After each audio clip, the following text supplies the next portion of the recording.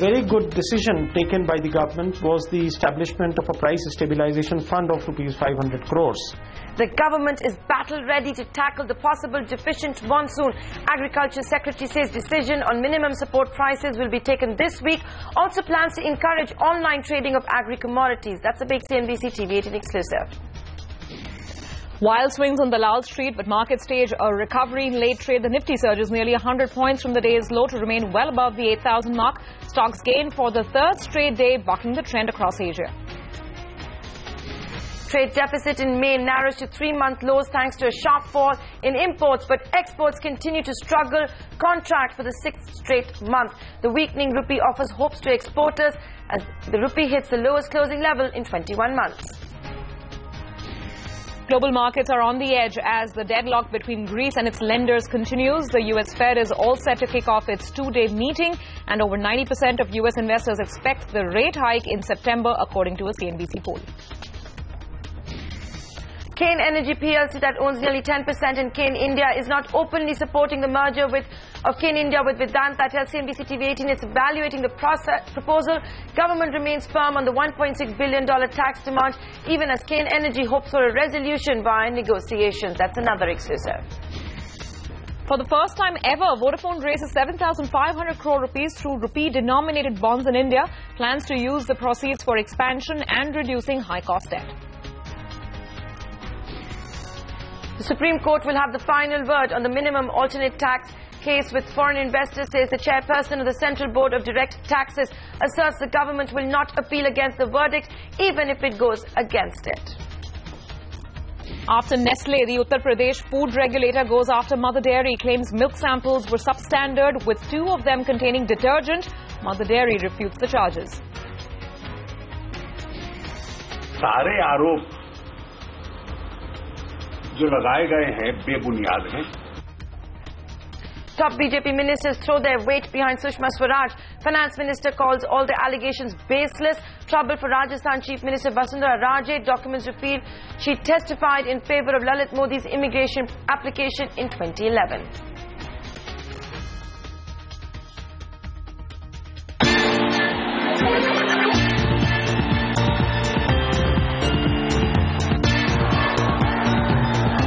I'm running for president, and I'm in it to win it.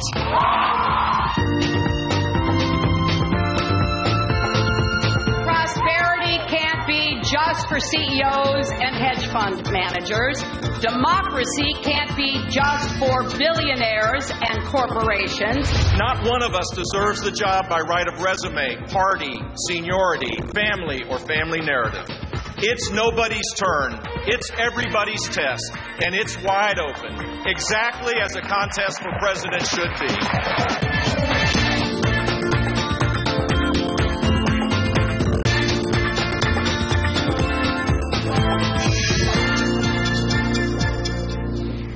After 23 years, a Clinton and a Bush will face off once again in the race for the White House. Republican Jeb Bush has thrown his hat into the ring. He will take on Hillary Clinton, who has her campaign already underway. Good evening, and thanks for joining us here on India Business Hour. I'm Nayantara Rai from our New Delhi studio. Surbhi Pandya joining me from Mumbai. Hi, Nayantara. Well, it's not just Jeb Bush, right? The Republican White House bandwagon got a lot longer. Business tycoon Donald Trump also announcing his candidacy today. So the race to the White House is just getting more and more interesting.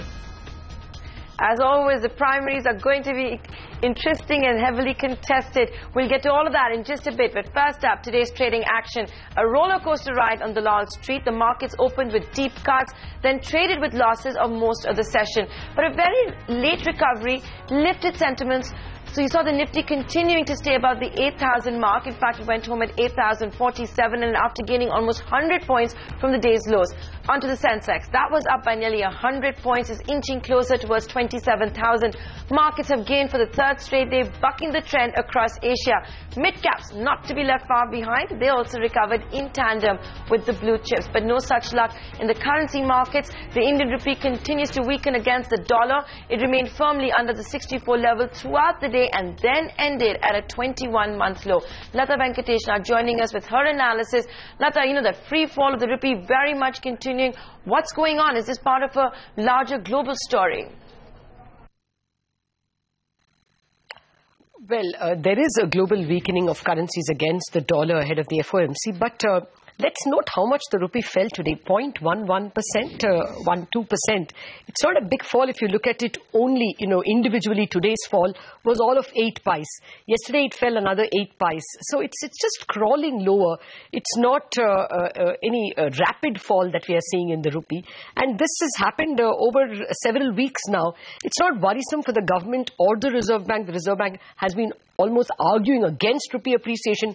The government wants a Make in India atmosphere, which is much better when the rupee depreciates. So there is no opposition really or worries over the manner in which the rupee is depreciating in an extremely organized fashion. If anything, some people here would want more.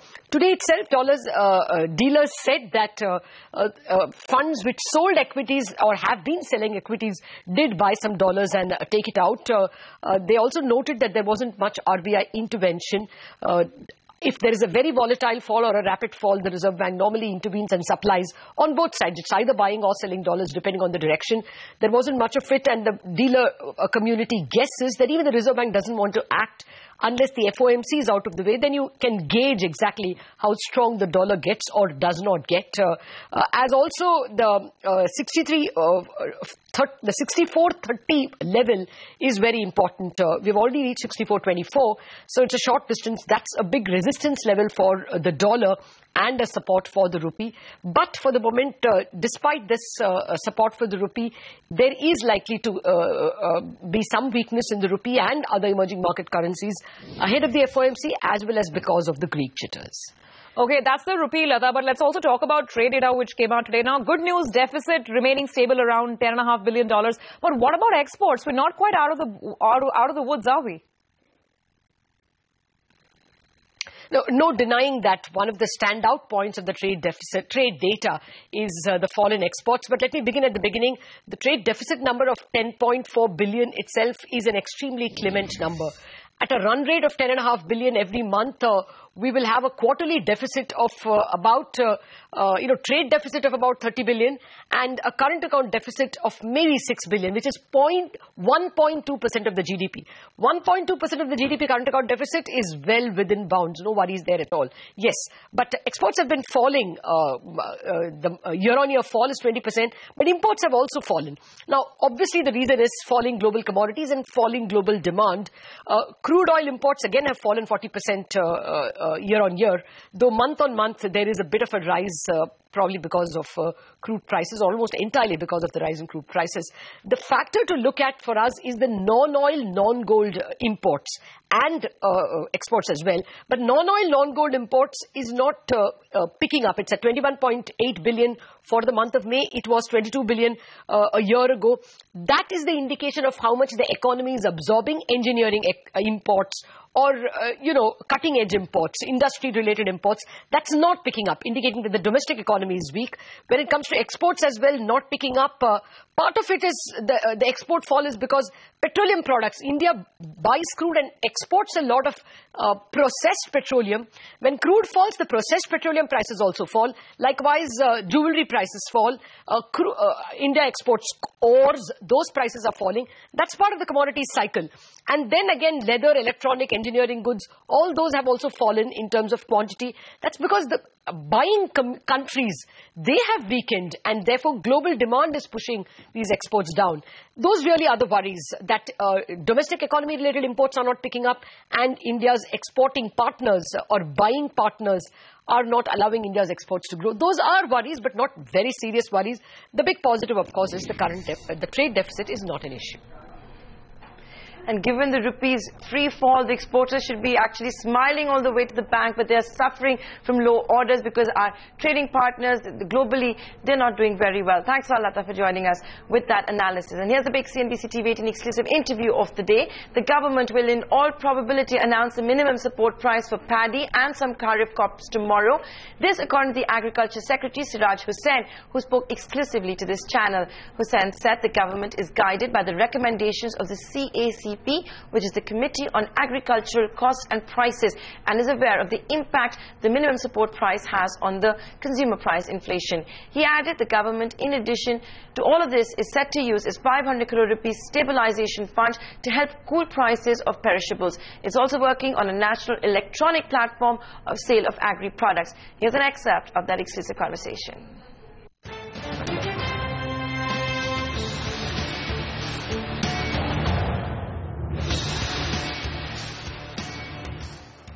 Till the minimum support prices are decided by the government, it would not be proper for me to talk about that.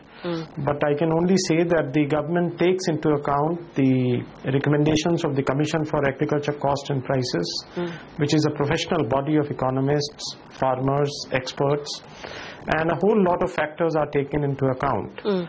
So the government does take into account the cost of cultivation, the market prices, the return to farmers, the trend of import and export, market surplus, the stocks with the government, and so on. How does the government plan to ring-fence the farmers from the possibility of a weak monsoon? I mean, we understand that the government is working on a new crop insurance policy, etc. But apart from that, what else, can the farmers look forward to be protected from the impending weakness in the monsoons? See, the farmers of various states have to be prepared differently for any shortfall in monsoon. Last year, for example, the Kharif production came down from 128 million tons to 124 million tons. So we lost just about 4 million tons in case of Kharif. In case of Rabi, however, we lost about 10 million tons, unfortunately due to untimely rains and hailstorms in several parts of the country.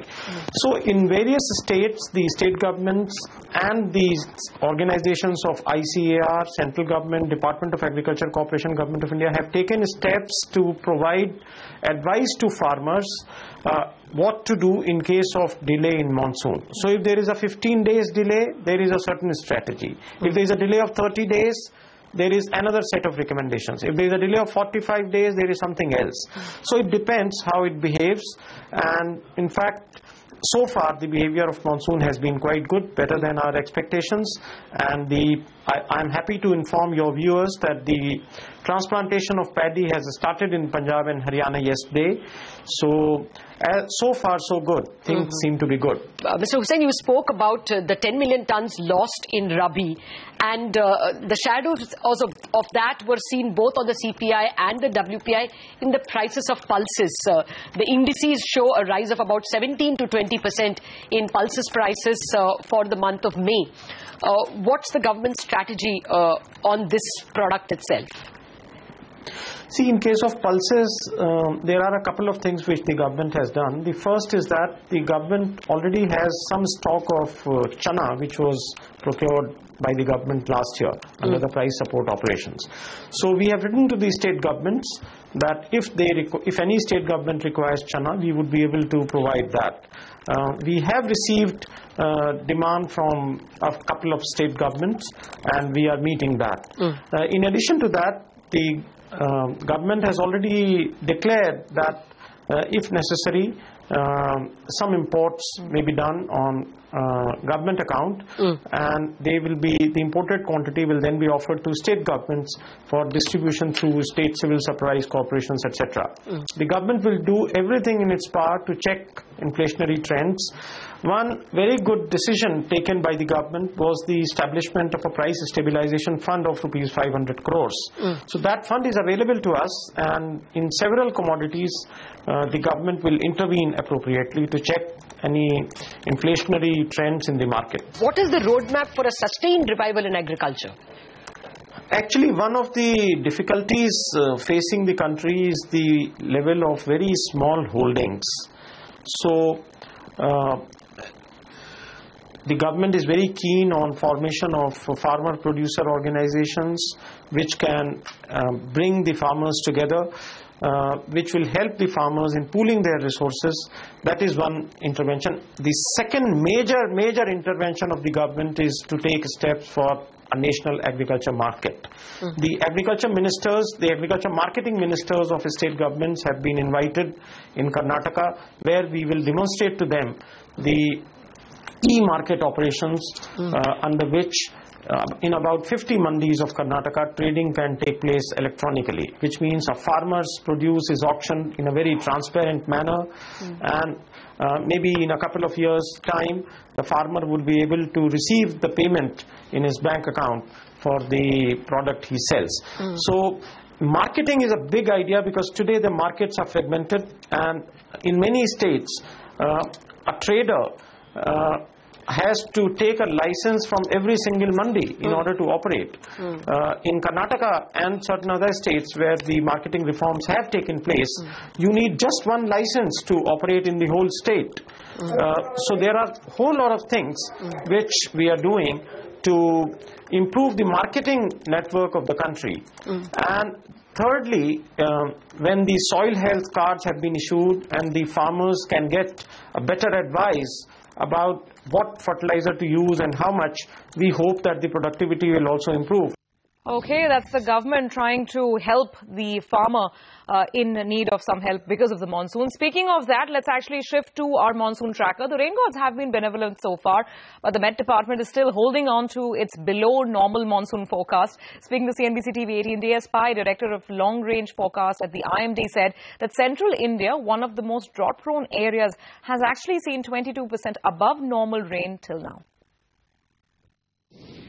See, though monsoon has not arrived over northwest India and most parts of the central India, due to a lot of convective activity, most of the regions are very close to normal. Perhaps the northeast is around 22% more than normal, and central India it is more than 18%. So last 2-3 days had been a very good rainfall in the central. Northwest India it is 99%, that is just 1% less than normal. That's the update on our daily monsoon tracker. Here's the big national story. The NDA leadership has once again come out in full support of Sushma Swaraj. Finance Minister Arun Jaitley, while addressing a press conference, rallied behind Swaraj and slammed charges against her as baseless. He said the Enforcement Directorate probe against Lalit Modi has not been affected in any way, and in case of 17 probes, 16 notices have already been issued. The Congress continues to be on the offensive and demanded a Supreme Court monitored probe into allegations of impropriety by Sushma Swaraj. Congress Vice President Rahul Gandhi hit out once again at Prime Minister Narendra Modi, accusing him of protecting Lalit Modi. सारे आरोप जो लगाए गए हैं बेबुनियाद हैं, उनका वक्तव्य और पार्टी अध्यक्ष का बयान कि उन्होंने जो किया अच्छी नीयत के साथ किया, शी एक्टेड बोना फाइडे, सारी सरकार और सारी पार्टी उसमें एक मत की है, इसमें किसी को संदेह न रहे। ललित मोदी ब्लैक मनी का आदमी है, पूरे क्रिकेट में ब्लैक मनी का आदमी ललित मोदी है। अब उसको मोदी जी बचा रहे हैं। स्टेट से वायदा करते हैं कि ब्लैक मनी लाएंगे, 15 लाख रुपए लाएंगे, और अब जब समय आया तो मोदी जी को बचा रहे हैं। ये सुषमा जी की बात नहीं है। सुषमा जी का इस सरकार में कोई मतलब नहीं है। इस सरकार में सिर्फ एक व्यक्ति का मतलब है, नरेंद्र मोदी जी। नरेंद्र मोदी जी सरकार को चलाते हैं, नरेंद्र मोदी जी हिंदुस्तान को चलाते हैं। There cannot be different parameters. The question is whether a breach has taken place, yes. Whether impropriety has been committed, yes. Whether the action was unwarranted, the only answer is yes. Now what do you do in that case? propriety demands that you step down. Okay, and controversy rages on. Meanwhile, new details have emerged exposing deep ties between Lalit Modi and Rajasthan Chief Minister Vasundhara Raje that have once again put the BJP on the back foot. When Raje served as leader of the opposition in 2011, she helped Lalit Modi acquire the permit to live in the United Kingdom by supporting his immigration plea. These details were released by Lalit Modi's team. The controversy emerges from the fact that Raje gave her testimony supporting Modi on the condition that it not be revealed to Indian authorities. All right now let's move on to the big corporate story flashes coming up on your screens there. The Kane Vedanta merger is facing some hiccups. We earlier broke the story that Kane Energy PLC is not openly supporting this merger.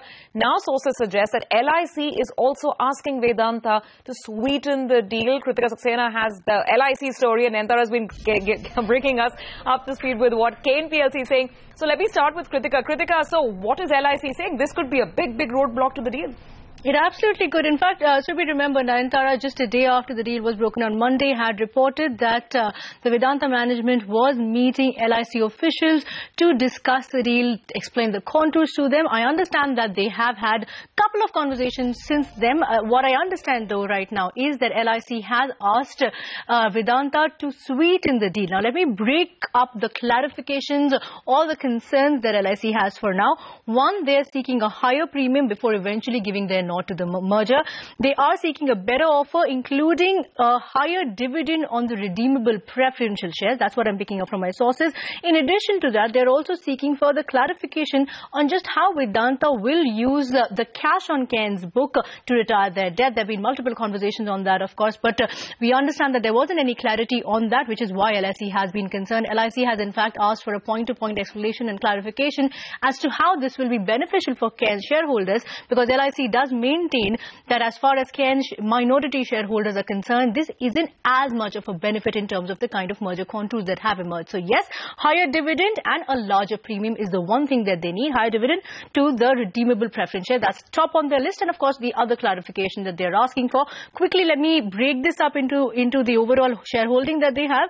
LIC holds 9.06% in Kane and 1.77% in Vedanta. So essentially, it is very important for LIC to give their nod for any kind of a deal to actually go through. And of course, Nayantara will give you more of an explanation as to why that is very important, or why the minority shareholder nod is important. And of course, if at all Kane doesn't adhere to this, this would be a significant negative for the deal and would potentially mean, and would kind of confirm what brokerages have been saying, that it would be difficult for the merger to actually go through if LIC and other minority shareholders do not agree. Sure. So, Nayantara, let's come to you on this. I mean, you've been speaking to officials within Kane India and Kane PLC, and I mean, they're so crucial. Here's LIC perhaps putting a bit of a stumbling block. What's the word from Kane? Well, I'm not going to tell you who all I've been talking to, Surbi, the three parties that are involved over here.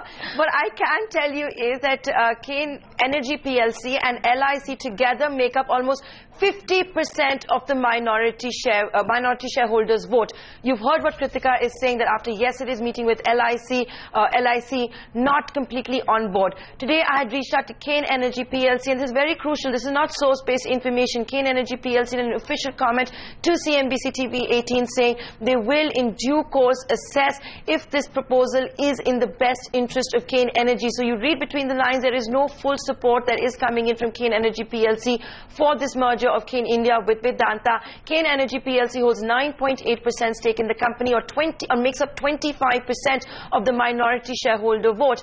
Here's why Kane Energy PLC may not be on board. It's the huge tax case. So besides the valuations which it might not be interested in, it might want a higher swap ratio, a more favorable swap ratio, a higher issuance of redeemable preference shares. There's also the tax overhang. Kane Energy PLC has been issued a notice of over 10,000 crore rupees from the Indian taxman. It is disputing that. It's already invoked articles under the India-UK treaty, dispute resolution mechanism. It has to engage with the government, but more importantly, it's not allowed to sell even a single share it holds in Kane India. If this merger is to go through, the anticipation is that the Indian taxman is likely to tell the High Court, we must lock down Kane Energy PLC's presence in India. If it were to exit, how will the Indian taxman ever recover the dues from Kane Energy PLC? And therefore, the shares it will get in lieu of Kane India in Vedanta they might be frozen as well as far as Kane Energy PLC goes. Is it comfortable with that? Does it want to be locked into India via Vedanta? Is it going to try and negotiate the Indian government and throw this deal in? These are all things we have to watch out for. Both Kane India and Vedanta have said they're not expecting all the regulatory approvals till March 2016. So this story far from over. Oh, absolutely. This is a long walk, and two crucial shareholders putting up obviously their differences in opinion with respect to Kane and Vedanta. Okay, well, speaking of Kane Energy, the government remains quite firm on the $1.6 billion tax demand. The CBDT is adamant that its tax demand on Kane India and Kane Energy PLC are legal, valid and tenable. This was reiterated by the CBDT chairperson Anita Kapoor today. However, the centre has softened its stance on the MAT issue with foreign investors, and Sapna Das and Nayantara Rai have this report. The government is still waiting to see what recommendations the AP Shah panel makes when it comes to levying the minimum alternate tax on capital gains made by FIIs, or which way the Supreme Court leans on the matter. However, suggesting that the government is softening its stance and looking to avoid a confrontational image, the CBDT has indicated that it may not file an appeal should either the court's ruling or the AP Shah panel's decision not favour the taxman. CBDT chairperson Anita Kapoor said, and I quote, "Assessing officers cannot redo their order, but if order is an appeal, then we can certainly tell our assessing officer, please don't take it further, don't agitate it any further," and that is exactly what we did in the Shell and Vodafone tax case, end quote. Of course, while it waits to see how the wind blows, the CBDT is refraining from taking any coercive action to recover tax demands sent out. But what happens if the Apex Court and the Shah panel give out divergent views on the matter? To this, Kapoor says, and I quote again, "We will cross the bridge when we come to it. The Commission has fixed a schedule for hearing out all the stakeholders, and let's see how things proceed," end quote. But this seemingly conciliatory tone will not do Kane India or Kane Energy PLC any good. Defending the tax department's notice seeking 20,495 crore rupees from Kane India and 10,247 crore rupees from Kane Energy PLC as tax dues arising from a restructuring exercise dating back to 2006, the CBDT chairperson says, "This has gone to court process. We have a provisional attachment order. We will ensure that we remain secure. Whatever position changes, we will ensure our security," end quote. Meanwhile, Kane Energy PLC has told CNBC TV18 that its position has not changed when it comes to disputing India's $1.6 billion tax demand made tenable by retrospective amendments to the tax laws. Remember, Kane Energy PLC has been banned from selling its shares in Kane India till the matter is settled. With Kane Energy having filed a dispute notice under the UK-India Investment Treaty, the company and the Indian government are required to enter a period of negotiation to resolve this dispute. However, while the taxman stands by the claim, it insists it's not looking to raise any fresh claims, just as the finance minister has promised. All eyes now on the AP Shah panel and the Supreme Court when it comes to MAT on FIIs, and on the high-level committee set up to scrutinize retro tax cases, which has so far received less than 10 applications. In New Delhi with Sapna Das, Nayantara Rai. So all eyes now on the Supreme Court verdict and the AP Shah panel report. In a bid to ramp up its India operations, Vodafone has raised 7,500 crore rupees via its first ever Indian rupee bond issue. Let's go across to Kritika. She's back on India Business Hour for this story. Kritika, why did Vodafone go down this route? Why has it raised 7,500 crore rupees?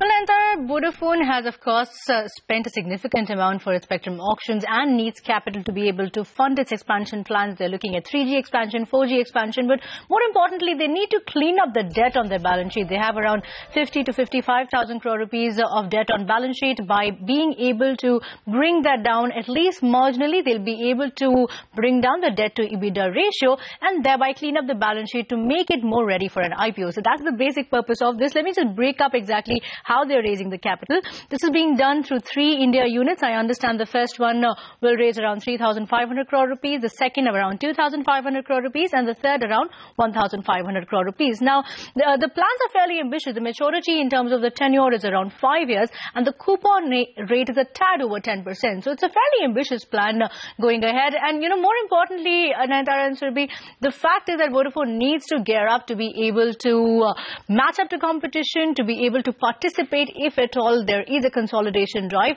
And yes, that $1.2 billion would to an extent give them a leg up if that happens. Right, thanks, Kritika, for joining us with all of those details. As Vodafone has raised 7,500 crore rupees from its first ever Indian rupee bond issue. With that, we'll wrap up this edition of India Business Hour. Thanks for watching. Good night.